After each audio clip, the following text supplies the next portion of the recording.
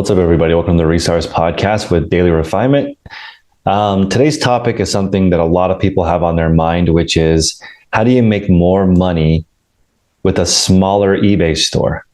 So we talk a lot about listing, but really you need to be listing the right items. And at a certain point, you want the smallest store possible to give you the results you're looking for. I brought Matt on the podcast today. Matt's a member of the group. Matt is going through this process right now of refining what's in his store using the sold method. But I wanted to just, before we get into that, maybe Matt, you can tell people what state you live in and tell us about your reselling operation. Sure. I live in New York. I live just outside the city. And I've been doing reselling for I started in the beginning of the pandemic, and I was doing it part-time. And then I switched to full-time, probably a year and a half ago. So it was a little bit of a change going from part-time to full-time, but I looked at the numbers I was doing and I extrapolated it out, and I figured that I could probably make it work at least for like a month or two was my plan, to just take a break in between working corporate jobs. And then it worked. I made it work for a month or two, and I was like, I love this. So I'm just going to keep doing it until I can't do it anymore. And instead of not being able to do it anymore, I just kind of kept getting better at it. So why have you been trimming the fat? What caused you to want to make a smaller store that's more efficient rather than just continuing to list more? Yeah, I think this is like a really common thing that happens, right? Like, not everybody does this, but the pathway to eBay is probably like you start selling your own stuff, you realize that you have like some good items, right?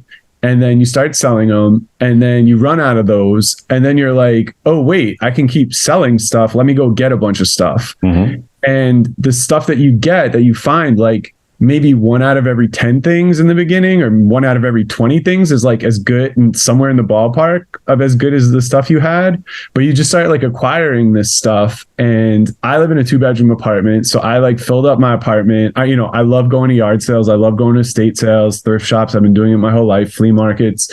So I just started, I did it for fun. And then all of a sudden I started doing it to flip stuff. And I bought a lot of stuff not knowing what I was doing.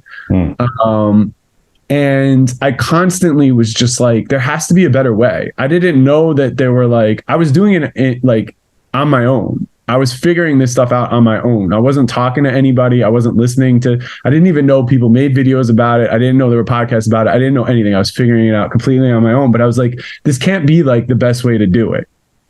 So I kind of had to answer your question, like dig myself out of a hole that I put myself in a little bit, because I just acquired so much stuff and a lot of it was sitting there. And I saw the difference of like when I got a really great item, how fast it went versus when, something would sit for a year for whatever reason. Some of it was a bad item. Some of it, now I know that I only had 2 pictures, or my title was a mess, or I didn't have any keywords, or, there were a million reasons why.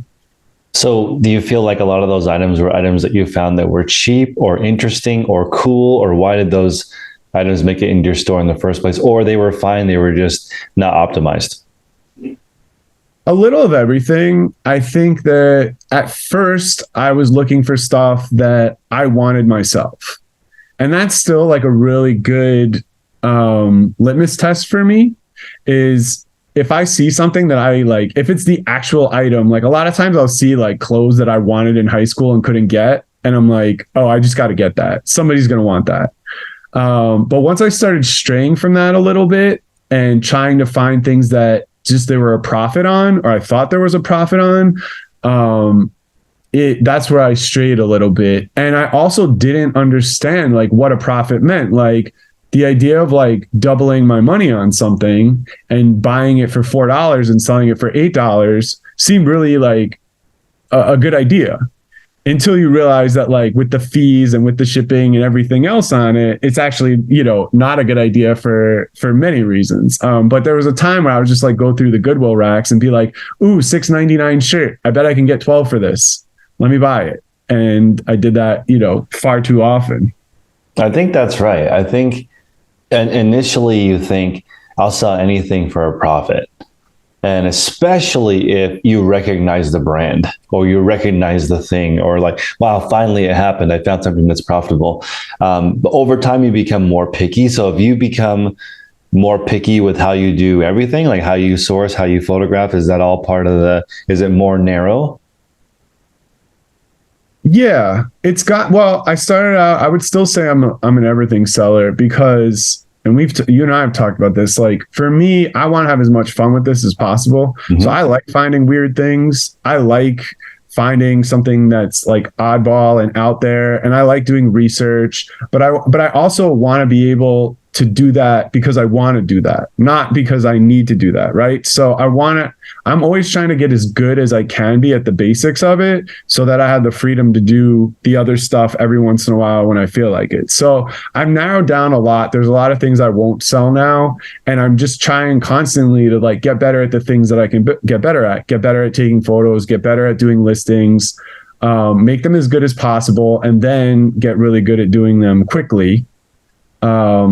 So there's always a narrowing going on for sure, but I'm still pretty wide right now compared to some other people. But that's mostly because like I view this as like I've already worked very serious jobs. So like I want to have a job that I can have like the most fun I can have at, even if it's not like the most efficient thing ever. But there are obviously other people who feel other ways, and like that's totally cool. It's just not me, you know? So I'm going to take this a little bit further because we want to make more money with a smaller store, but a smaller store also means you have less money invested, you have less space used up, and you actually spend more time looking for cool items, which is what a lot of people are looking for.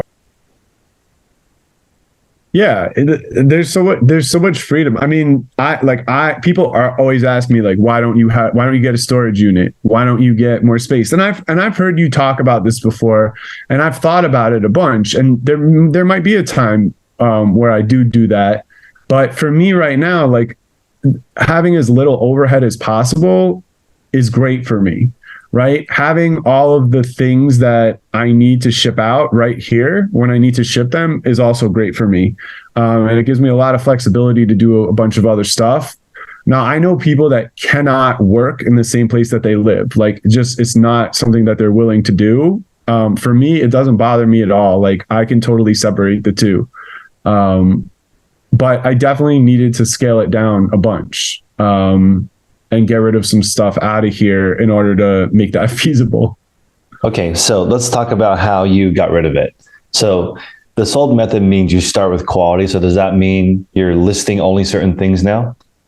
Yeah. So I started listening to you months ago, and I just like latched onto this. Like you were talking about the sold method, and I was like, this makes so much sense to me. Like finally, it's just been like explained in this really good way. So I started completely shifted how I was sourcing stuff, what I was sourcing, what I was getting. I got a metric, like I'm only going to get things that make this amount of money or this amount of profit, which helped a lot of stuff. I didn't have that before. So yes, changed how I was buying, changed what I was buying.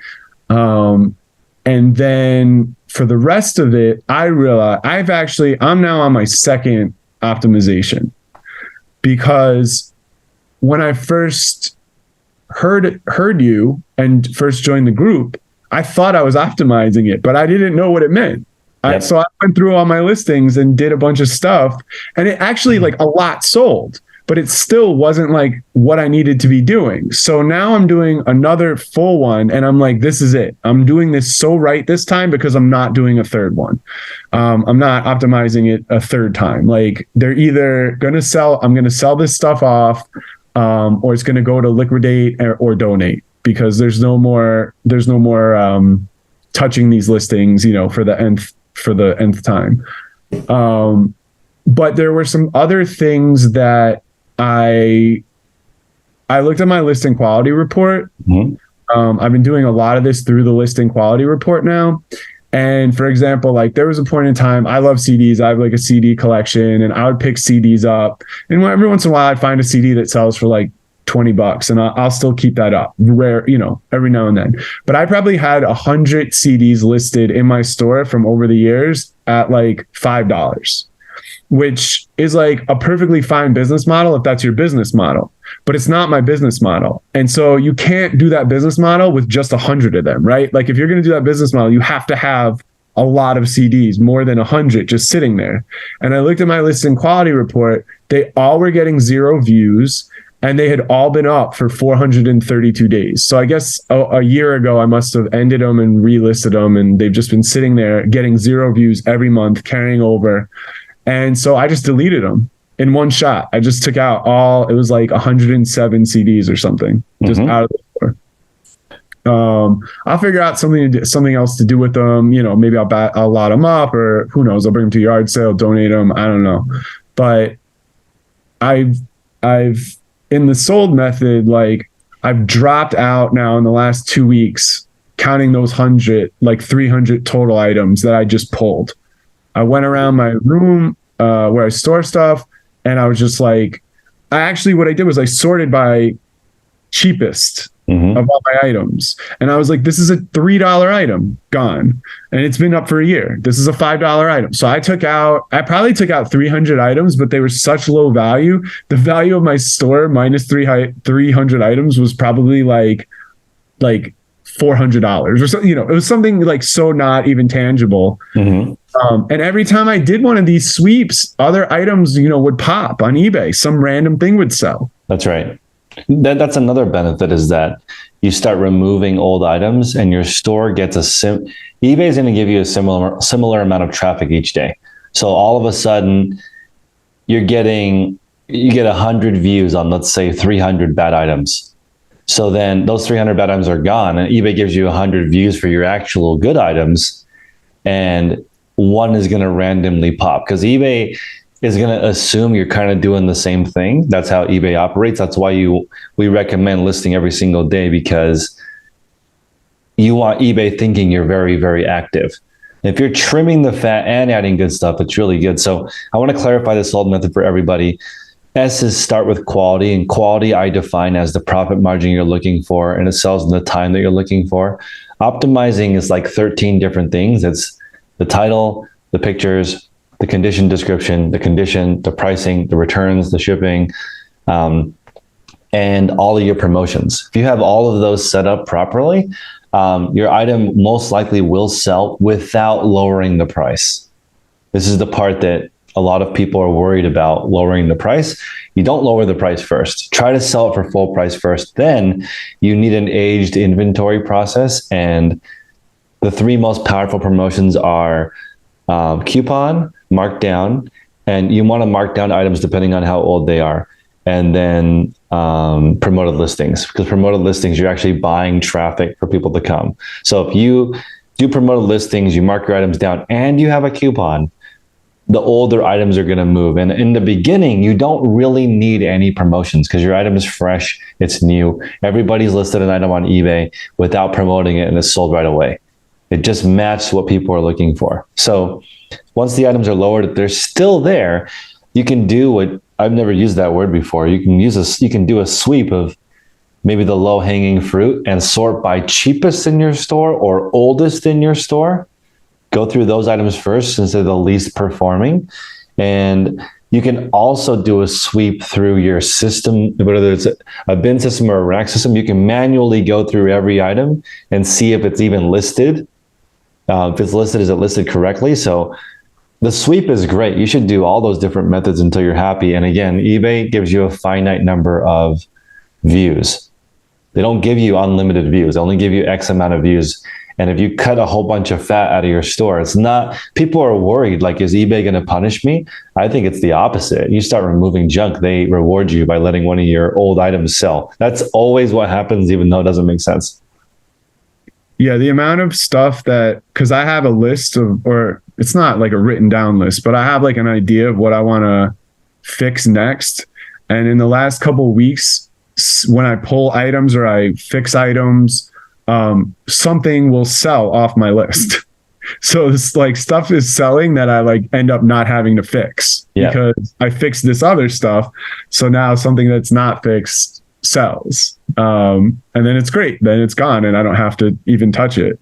Yeah, that's exactly right. And I think that before donating really do try to get that sale. Like for me, if I made a mistake, I still want to sell it for $1 plus shipping, because I just want it to help my feedback, to help my velocity. I don't mind doing that. I feel like one thing I was going to mention is the person that's running the thrift store operation, they do 100% fixed price. But I was just thinking, if I had free inventory from an entire store, I might just do auction. I might just auction every single item, because why not? Think about how much like traction you would get. And the thrift store, he only has one room in the thrift store. He doesn't have unlimited space. I would just list 200, sell 200 a week or something, and just utilize the full space. Whatever it sells for is whatever it sells for. I don't know if I would hold on it unless the inventory is more rare, because people are asking a lot, like, which items do I liquidate or donate? The items that are the easiest to replace is where you start. You don't liquidate your grails, because sometimes people do that. They're like, I'm going to mark my whole store down 20%. That's a little scary, because some of your items don't need that. Yeah, for sure. I think, look, having free inventory is like the greatest problem to have, right? Like you can you can basically do anything with it. Especially like it's one thing to, be approached by somebody and know what you have. But to me, the fun aspect, what sounds so fun there is like, you never know what's going to come into a Goodwill. Like you never know what's going to get donated. So to have access to that, it just feels like every day, like, or every week, however often you go in there, like who knows what's going to show up that you can play around with a little bit. I agree. I don't know. I did start out, when I started out, I did all auctions and no buy it nows. Yeah. But I was like smack in the middle of COVID, and the auctions were just on fire at that time. You could auction anything. So I don't know. Slowly I came over to buy it now, but I still will run an auction occasionally. If I know I have something super special, I will run an auction on occasion, but I really just like the buy it now, with an offer on, and just keep them coming in all day. I agree.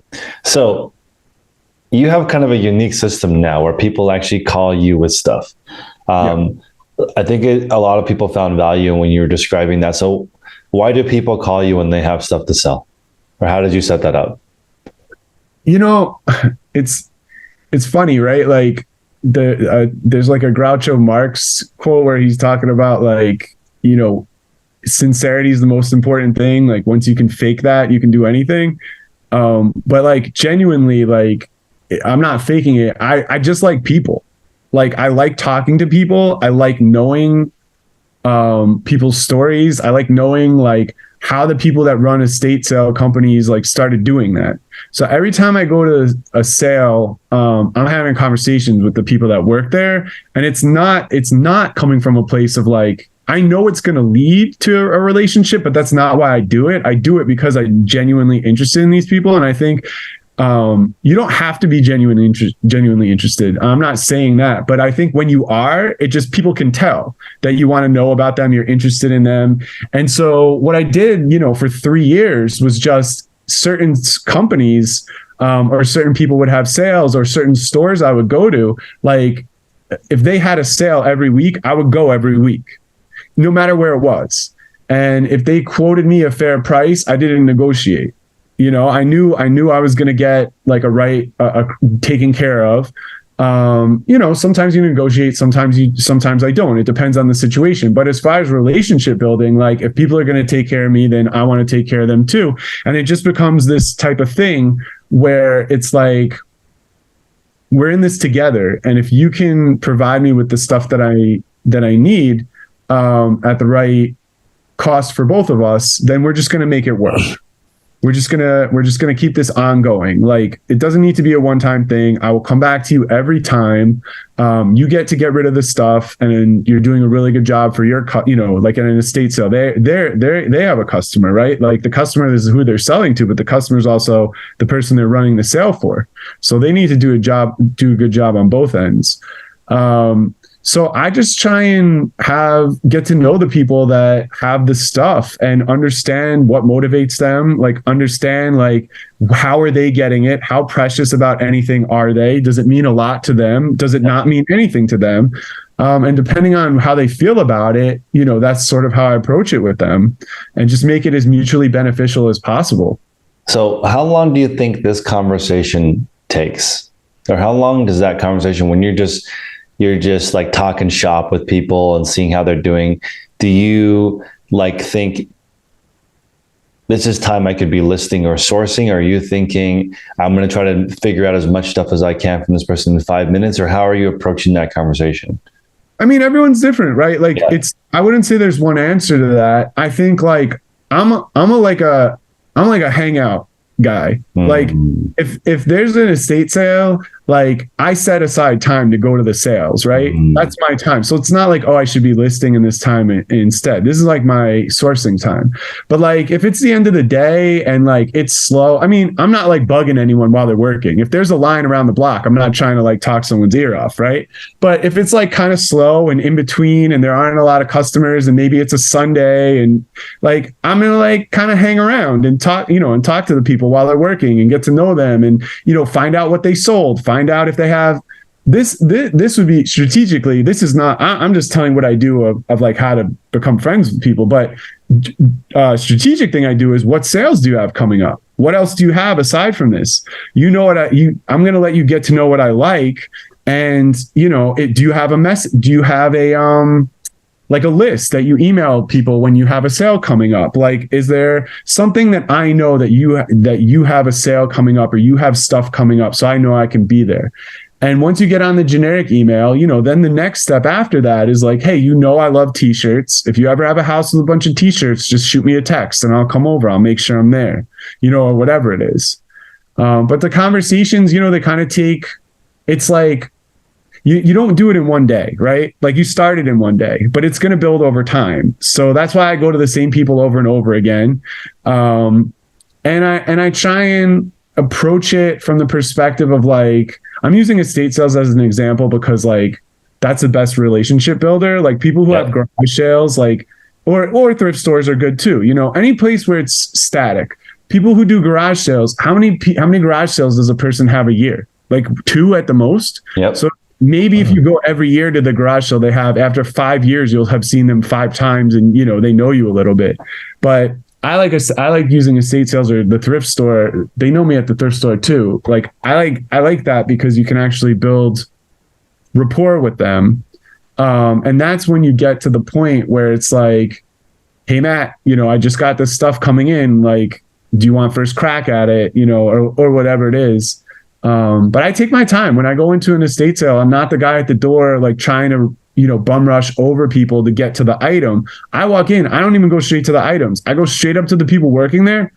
Hey, what's going on? How's it going? What's good in the house? And if it's people I know, I literally walk in and say, where should I go? And they tell me what room to go to. And that's because I've been doing it for like, 3 years with the same people. They've seen me pull stuff out of there. They know what I like. So like, yeah, sometimes people want to be the first one in the door and like knock people over and run to the spot. I'm not like that. I walk in casually, say hi to everyone, say hi to all my friends, and literally ask them like, hey, where do I start? And they'll point me to like the room that's best for me in the house. So I think you made a really good point, which is somebody may have a garage sale once or twice a year. If you go to all of them over the course of 5 years, maybe you talk to them for like half an hour. But when I went to the flea market with my wife, she had a different approach. When she went to because I would be like, she wasn't that interested in looking for things, but she genuinely liked talking to people. So she'd be like, hey, I like this person. I'm going to talk to them. Why don't you come back and get me later? So I would go somewhere and come back and it would be like an hour and she would still be talking to the same person. And I was just thinking, my wife probably talked to you more than I have and coming here I've seen you every week for a year. I think my wife talked to you more than the entire time I've been talking to you. So like, another supplier just talked to me a few days ago and I spent 45 minutes talking to them. And I don't think the older version of me would have done that. Now I know how important and how rare it is to have like a real conversation. Because somebody who has supply, what better use of your time could you be doing than doing that?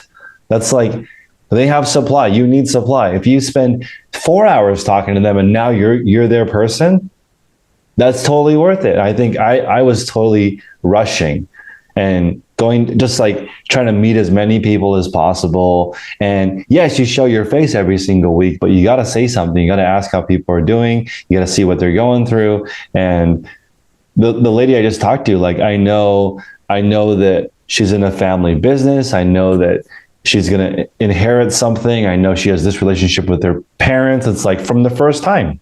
So like, if you can really get in there and the connection is real, they would much rather do business with you. I think don't rush these conversations. And if you're the hangout guy, I think that's a huge plus, because that's what suppliers are looking for. They can sell their stuff to anyone. Yeah, I've always felt like you invest in relationships, and everything else comes from that, right?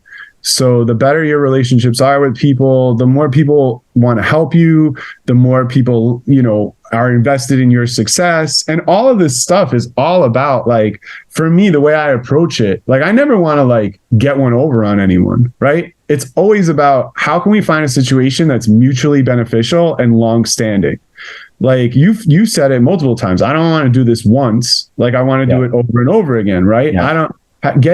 Finding like a great shirt or a great item at some place is cool and awesome and fun. But like, it's like, I think you said it, like, well, what if you could find that every week? Like, what if you could now that's cool, right? It's like the face, like, $1 million is cool. It's cool. $1 billion, like finding the item once is cool. But like, what if you found someone who could get you that every time you needed it? Now that's something special, right? So, and when you give people an opportunity to get to know you, then they can shop for you. So I'm working with this person that is trying to bring me stuff that he thinks would match.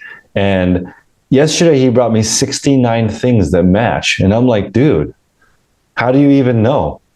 And he's like, oh, I watched what you sell and I figured you'd want more of the same things. And I'm like, that seems obvious, but like, if you could actually communicate to the people, like, this is my eBay store, and they like look at it and they're like, okay, I know what you like to sell. This is what I brought. And in our shoe call last week, Vincent was saying how now he has too much supply because all of his vendors know exactly what he wants. And now he's like, I have a listing problem now. But I used to have a sourcing problem. I definitely have too much supply for sure as well. And the opportunities are like always there. I don't ever want to I never wanted to miss out on anything. Now I have to be like, no, I can't do that right now. Or like, you have to and also, it does become a bargaining tool at a certain point. Like, again, I've said to people, like, I can't take this on right now. The only way I could take this on is if you absolutely make me an offer that I can't walk away from. Yeah. And it's happened to me, and I've done really stupid things. Like the amount of times after I go sourcing and I call my girlfriend and I'm like, I did something stupid, and she's like, what thing did you buy that you shouldn't have bought? And I'm like, I have 200 of these stuffed animals from the 80s called Troubles because this lady said she'd give me all 200 for $40. And it's literally 9 garbage bags of them. And they're like new with tags. And like, now we have to sort these. And that was a real thing that happened to me because I told the lady, like, I can't take these unless you like make it impossible for me to walk away. I literally do not have the space for them. And she was like, take them all for $40. And I was like, there's 200 here. Even if I sell every one for $1, I'm going to like 5x my money. And these are worth way more than $1. So like, how do I not do this deal? Yeah. And that will happen. And sometimes people will say, it's always this, I don't have the space. So you can have it for X and take care of me next time. That's happened to me so many times. The biggest problem you can solve for people is space. I don't think it's money. People who have too much stuff usually they're not that strapped. They just don't have space. So the Goodwill, they don't need your money. They don't have space though. at the Goodwill bins, they're super happy to sell you a whole truck of stuff so they can make more room. That's really what they need. So I think space is at a garage sale. Honestly, you want to go to a garage sale where they don't have enough space.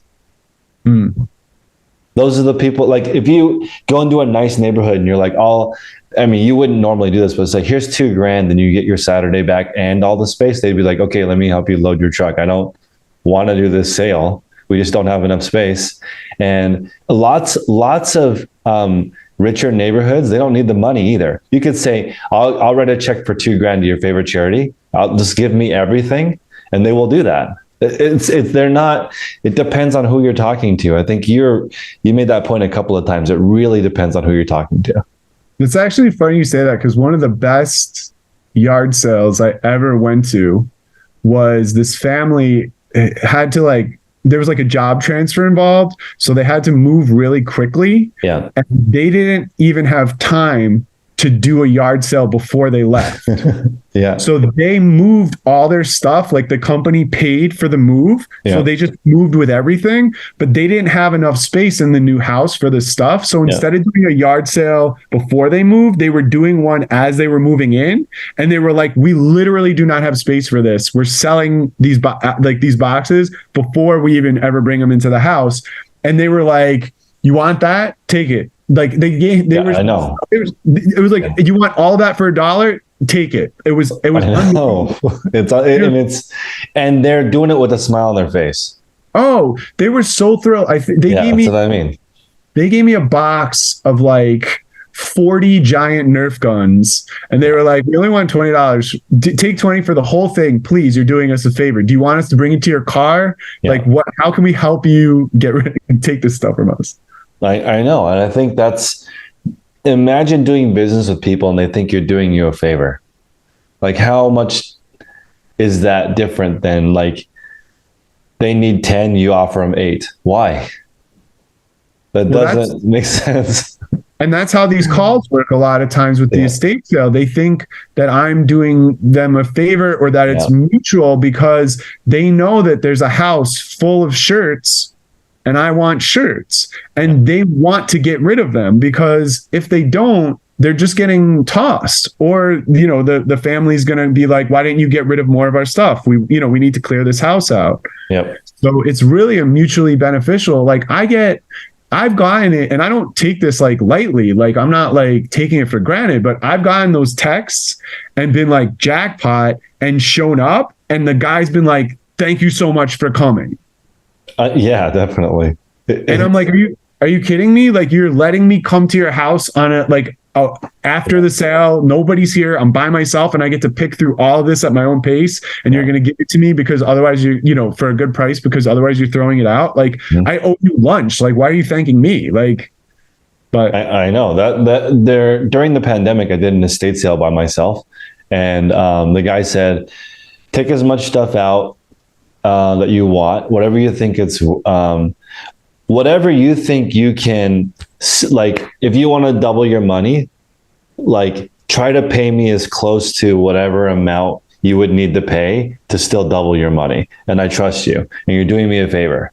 Take out as much stuff as you can, because then it reduces the cost of my disposal. Mm-hmm. Right. And I go for it. And I'm just that's what people are looking for. They want easy.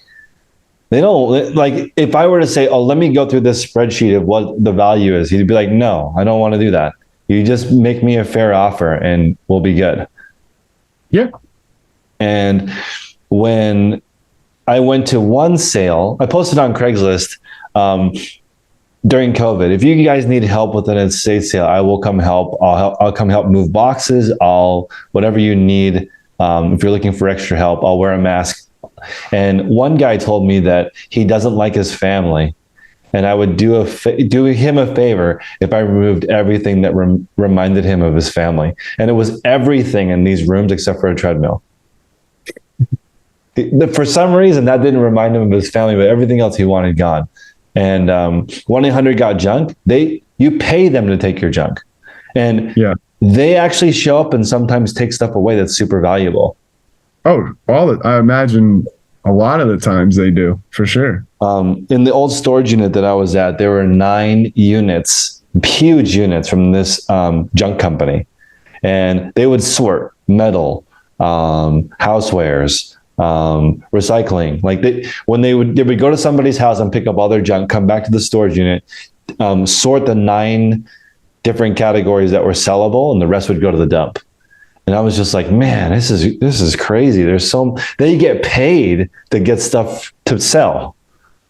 Yeah. People just have way too much stuff. If you can figure out a way to make someone else money, you will make money yourself. Yeah. Landon's saying he looks for the yard sales trying to make space over making money.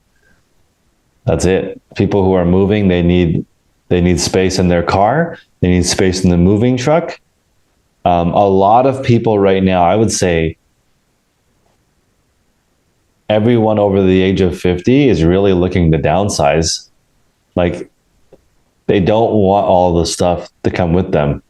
And that's your job to figure out. And if you see something that they really like, let them have it. Like, if they're like, oh, I really like that, just you keep this one. I'll take the rest of the stuff if you like it. Because that's like, people have emotional attachment to a lot of their things. And in some estate sales, actually in most estate sales, the family should not go. I very rarely see family members at the sales. Yeah, I think it would be painful. I don't know if you should actually go. I will say though that this might be a New York thing, because I've talked to people, I go around and talk about estate sales like they are the greatest thing in the world, and I love them. But I've talked to other people in other states and they struggle with them. And I'm honest and I say that I resell stuff. So people know, we're on the same page. I'm not trying to hide anything from anyone. But I've heard stories in other states. So we talk about this in the group, sometimes you speak on stuff, but the context really matters, because what might be true for you might not be true for everyone else. And there probably are people that listen to this and no, I have the worst luck there. It really depends on where you are. If it's different in other part of the country where people who run estate sales get mad that resellers are coming, they don't want to deal with that or whatever, it's probably not true. But the people that I've dealt with, when I was open and honest about it and, build relationships with them, they're all pretty happy about it. That's right. I think every time look for a win-win situation. And so you're going to spend the next couple of months trimming down your store, essentially. That's your plan? Yeah. I mean, so the funny thing is so I list 10 items a day currently. Mm-hmm. And every time I trim, it kind of gets back up to a level. Obviously when I took 300 items out, it made more of a dent. But the idea is to keep listing, new good stuff and fix the other stuff. Now, I think as far as doing a big sweep, I'm going to do one after the holiday. Mm-hmm. The plan was always to do a big one after the holiday and not do these smaller ones. But I realized that, a bunch of $5 items, it was going to be more work than it was worth. So that's why I pulled those out. I just kind of got a little impatient with it. But what I do every day now, my schedule includes fixing listings. And I'm on a 2-day streak of finishing I think I finished by 1:30 the last 2 days. Nice. Which my goal was last month. I set a goal of finishing by 5, and I'm finishing by 1:30. And that includes, getting up and right away I start taking pictures and then do my listings. And I do that. I explained to you this, but for anyone else, because of the different kinds of stuff that I pack, sometimes it takes me a while to pack. I'm making boxes and things like that. I love it when I sell 4 shirts and I'm oh, just throw them in. I get why people only do clothes. Mm-hmm. I totally get it. But I still like it. So I have to make the post office every day by a certain time. Mm-hmm. So I do my listings first, because if I don't do that, I've gotten it to the point where like, oh, it's 10 o'clock at night and I'm doing my listings, right? But if I'm packing, I will make that 5 o'clock post office drop off. So I do my listings first when I'm like fresh and have all the energy. Then I do my packing. And then I do some like customer service. I usually don't have a lot of customer service to do, but if anyone asks me for like some of my old listings, I don't have measurements, things like that. So sometimes people ask me questions. And then I spend an hour fixing listings. So whatever I get done in that hour, if it's 5 shirts and it was really, a bunch of stuff needed a lot of work, then I only do 5 shirts. If I can get like 15 items fixed, I get like 15 items fixed. And then I'm done. And if I want to go out and source, I can, or, work on sorting, I was using Sold also to convert to a new numbered storage system. Because part of the reason why it took me so long was for my clothes, I was using laundry bags and just sorting by like theme. And if I sold a shirt, I'd go to the music bag and dump out 60 shirts and the one I want, put them back in. Yep. And then mail it. And it would take, 7-8 minutes to find a shirt. So as I'm fixing my listings, part of fixing it is updating all the pictures, updating all the specifics, but also putting a number on it and then sorting it in this new system. So it's really twofold when I'm getting done, because I'm fixing the listings, but I'm also switching over to an organized sorting system. That's great. Yeah, I think that I don't remember when it happened to me, but one time I was dumping out a bin. I was like, I'm just not going to do this anymore. I'm going to set it up so I can just reach into it and get the one I'm looking for, because it actually made starting over really easy, because I was like, I'm looking forward to being able to find my item immediately. Like, that's worth it. I'm just going to grind it out for a little bit and just convert the whole store to this new system. And that's actually why I jumped ahead, and rather than waiting till the end of the year to do that purge, because I needed the space where those bad items were being stored to put my new system in. And I was getting really impatient because I wanted to switch over to the numbered storage system. So I was like, let me just clear off this rack so that I can now put the banker's boxes I have where I'll be able to number these. And that's why I did it 2 months early. It was for a reason. It was because I got impatient and I knew it would make my life better to like, I had a shirt 2 days ago sell for the first time that was numbered, and I got it in 12 seconds, and it was like, I'm an idiot. I've wasted so much time already. I'm not going to do this anymore. I know. Just like the not being able to find an item sucks, and then having to look for a long time also sucks. And I think that maybe your eBay store is just an evolution of doing things that suck less. And I'm okay with turning down a high profit item if it doesn't match what I do, because I don't want to change everything around, and I don't want to put next to shelf number 4 as the custom SKU. I'll just let somebody else sell that, and then I'll just do my normal thing and it won't suck. Yeah. I mean, I'm almost there. I still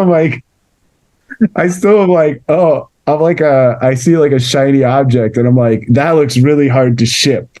I bet I could do it. I bet I could figure it out. I mean, 3 years ago, I thought I was going to buy one bike a week, because I'm like, it's so easy. I can just drop it off at the bike shop and they'll pack it for me and ship it for me. And then like, did so much work to test a bike. And then Mike in the group sells bike parts, and he said, you can't sell bikes because there's like 80 reasons on a bike somebody can return it. It's a really, really hard category. So I just switched to selling individual parts, and there's really only one reason they can't return it. And it just made it easier. And I was thinking, this is a guy that's an expert in bikes and won't sell full bikes. Yeah. There's just too many opportunities for return. But you know what? I'm a real believer in like, it's about the journey, right? Not necessarily the destination. And as I got older, I will listen to advice. But when I was younger, you couldn't tell me anything. I had to go through all the steps. I could know you were right. I could know that this thing was going to blow up in my face or I was doing it wrong. But until I went through all the steps of having it fail on its own and experiencing it, I had to do that. So like, with some of the selling stuff, I understand completely why people say like, oh, just do this item. It's the easiest way to do it. You don't ever, you buy one, only buy items a certain size or only things that fit in a certain envelope. And I absolutely know they're correct, right? But for me, it's like, I kind of have to go through the motions of it myself and come to that realization and understand why. Like I'm not the type of person that could just take what someone says as like truth. I take it as truth, but I also have to know how they got to that point themselves. And a lot of times that means going through it myself. That makes sense. So let's talk a little bit into the future. Do you know what your ideal store looks like? Do you have an idea of how much space it takes, or do you like 10? Do you want to do more than 10? Do you want to do more and be done by noon? Or do you like 1 o'clock? What is the ideal day in the life, you think? Yeah. I mean, I am so like, I wake up every day. This is going to sound so cheesy, but like I wake up every day and I'm so happy with like the current situation I'm in. And I don't mean that to say like, I don't want to add more or any of it. I'm just like so enjoying being in this, like getting better at something, right? Like I'm really like, I love the fact that like I looked back while I was fixing my listings at listings I did 3 weeks ago, where I was like, 3 weeks ago, I was like, yo, I'm so much better at this than I ever was before. And I look back on them and I'm like, I have to fix this because I've gotten better in the next 3 weeks at like how I photograph, how clear my pictures are. Well, just different things that like, I thought I got to that point 3 weeks ago, and 3 weeks later, I'm even better at it. Right. So for me, it's like every day I do this, I get a little faster, and every day I do it, I get a little bit better. So I know I want to add more to it eventually, but I also just want to like really be in the moment of it and really enjoy, like, I want to get to the point where like I could do 10 so well. Right. Like, where it's just like they're perfect listings. I'll never have to go back and fix them. I'm doing them in like a really good clip of time, and like my photographs are sharp and I'm not wasting any time. And like, I just am so enjoying being in that space. But yeah, like I think at a certain point when 10 becomes that easy, like, yeah, then I'll go up. But maybe if I started this 10, 15 years ago, I'd be a little more like go, go, go. But well, I don't want to say old, but I've had too much life experience to say like, well, I'm at 10 now, I want to be at 30 in next year. Right. I don't want to do that. I want to do it slow. I want to enjoy the process of it. And if it gets to the point where like I stay at 10, it's just going to be because I'm doing 10 items that are so good, it doesn't matter. Right? Like if I'm doing, or if I go to 12 or whatever it is, the 12 items that I do every day are going to be so good that I only need to do 12. Right? There's not going to be an $18 shirt in there. There's going to, or $18 profit shirt. It's going to be like only the best stuff. It's interesting you say that, because I have been talking about reselling for 7 years, since 2016, nonstop pretty much. And I think my ideal store might be 10 a day. After looking at all the different versions of this, and even now I'm selling like 1,000 a day, 10 a day in one room is like awesome. And when I first really got into eBay, it was like 2016, 2017. I watched an eBay commercial, and Teresa Cox walked out of her house into her eBay shed. And I was like, that is so cool. This lady has a shop that she walks into every day. That's so cool. And like doing 10 perfect listings that do not need to be repaired and are going to sell, and have like 1,000 item store, 500 to 1,000 item store, all amazing things. And it's pretty fun, because it does sound weird coming from me, but I honestly think that 10 great items is an amazing eBay life. Yeah, but also like maybe you needed to get up to 1,000 to realize that 10 was, like that's what happens. That's sometimes you don't realize, or most of the time you don't realize that you're in the right moment until it's over, right? Like it becomes so much about the next thing, the next thing, the next thing. We rarely take the time in that moment to be like, what if this is it? Like, what if this is the time, when I'm 80, what am I going to think back on? Maybe it's right now. Like, maybe this is always going to be it for me. So I try and approach life that way, and just like, I probably could use more future planning, but it's just like, I just really want to be in the moment with stuff right now and get really good at something, and just enjoy what I'm doing. Like, the other thing I'll say is this. I was always like hard to get up in the morning, like didn't want to get out of bed. I would sleep late if I could. I worked a 9 to 5, and I like pull myself out of bed. I wake up at 6:30 now and like jump out of bed and start taking photos. And like, if you're not like that, that's okay. I'm not saying everyone needs to be like this. I'm just saying that, like, for me, I found something that I'm excited when I wake up to jump out of bed and start, and like in my shorts that I sleep in and my like night shirt, I'm like taking pictures at 6:45 in the morning before I have to wake my daughter up for school. And I already have like 7 items photographed when I go into a room to wake her up for the morning routine. Like, and I've had some jobs that I love, but I don't know that I had jobs that I loved as much as the like 6:30 in the morning, jump up and start photographing stuff on, Probably not. That's my original moniker was 10K on the Bay, because I wanted to list 10,000 items on eBay. And then once I did that, I thought I no longer care about how many items are on eBay. So I just want to enjoy today. That's why Daily Refinement came to be, because I was like, if I just made an improvement today, then that's good. I'm good with that. I don't, this number is so arbitrary anyway, and it just sounded cool. But then now I feel like if you can just make a little improvement on your day, that's cool too. And you can enjoy it now. You don't have to wait 4 years for you to hit some number and then be happy. Yeah, absolutely. I think that's a great way to do it. I like the idea of improving something every day. I originally, for the most part, always felt like if I could just make today a good day, then that'd be great. But like, learn something also, make something a little bit better every day. Like, that's the way to do it. But when you start, it's hard to get to that place, right? I'm like, getting here took so many years and so much drama and so many, other opportunities and trying things out and, all this stuff. So like, for anyone who's like not feeling that, like, I get it. Like, I totally understand. I didn't always feel like this.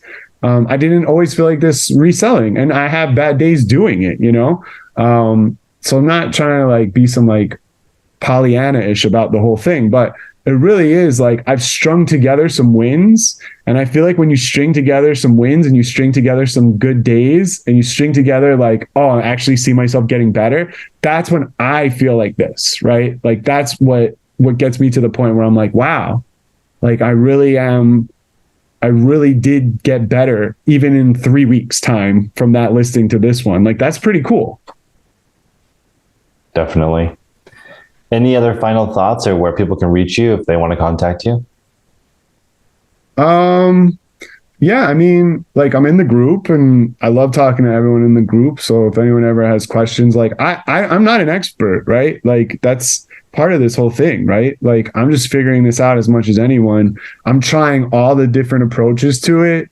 I'm happy to talk about what works for me and what hasn't worked for me, but like, just because something worked for me or didn't doesn't mean it's going to go different for anybody else. So I just think, like, everyone, if you find something that works for you, like, stick with it, but don't be afraid to also like try something a little bit different just to see how it feels.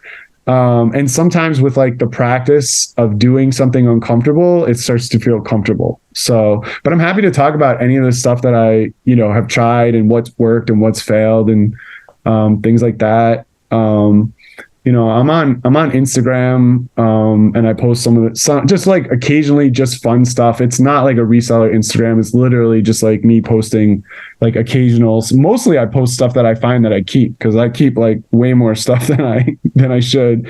But my Instagram is just doesn't Matt R. with an underscore next to it. Like, doesn't matter, but Matt, Mattr.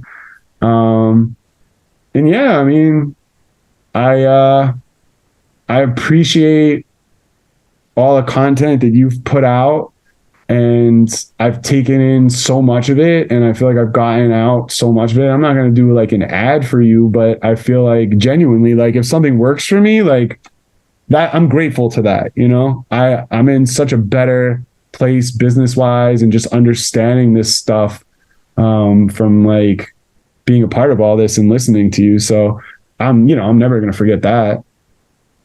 Thank you very much, Matt. I want to remind everybody in the group that Matt's going to be doing a sold call in the group. We haven't figured out a time yet, but we will, and we'll announce it soon. And essentially, we'll just be helping people make a smaller store that makes more money, trimming the fat, improving the items that go into your store, improving the items that are in your store, and removing or getting rid of the items that are taking down, that are hurting your store.